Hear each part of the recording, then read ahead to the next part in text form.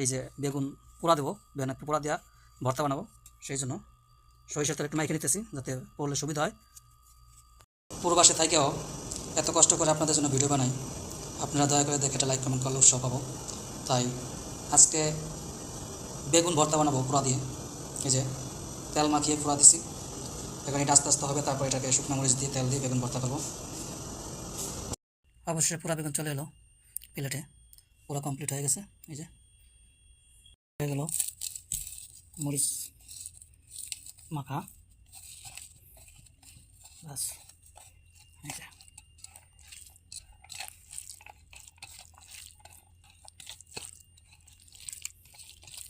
এখন হালকা একটু সরিষা তেল দেবো, মরিচ পেঁয়াজ, শুকনো মরিচ পেঁয়াজ লবণ, হালকা একটু সরিষা তেল দিয়ে দেবো, হয়ে গেল ভর্তা, পোড়া বেগুনের ভর্তা। ভিডিওটা যদি ভালো লাগে সাবস্ক্রাইব করে দেবেন।